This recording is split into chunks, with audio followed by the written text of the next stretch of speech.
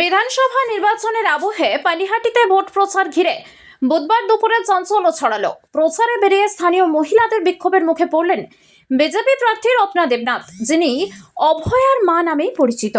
অভিযোগ, পানিহাটি পুরসভা ৬ নম্বর ওয়ার্ডে প্রচারের সময় একজন মহিলা তাঁকে ঘিরে জয় বাংলা স্লোগান দিতে শুরু করেন। পাল্টা বিজেপি কর্মী সমর্থকরা জয় শ্রীরাম স্লোগান তোলেন। পরিস্থিতি ক্রমে উত্তপ্ত হয়ে ওঠে।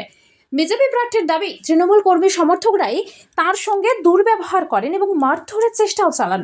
তিনি অভিযোগ করেন, তার দলের একাধিক কর্মী এই ঘটনায় আহত হয়েছেন। এই ধরনের ঘটনা নির্বাচনের পরিবেশের পক্ষে অনভিপ্রেত বলেও তিনি মন্তব্য করেন।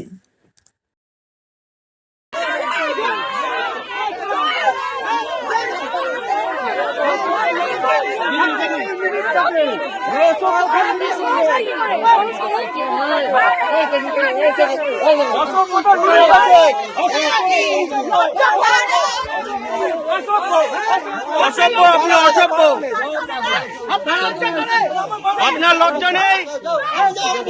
আমি বুঝবো, লজ্জা আছে?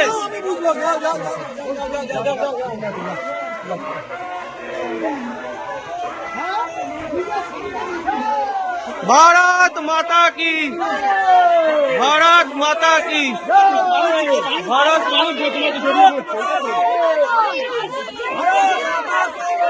মানুষ জয় ভারত। এই যে না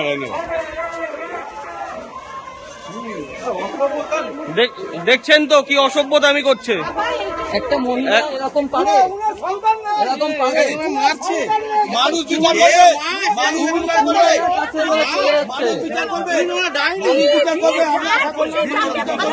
আপনি বলুন এরকম করুন আগে আগে নিজে সংগ্রাম করেন।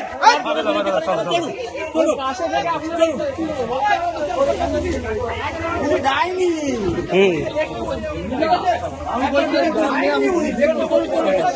চলো সবাই চলো।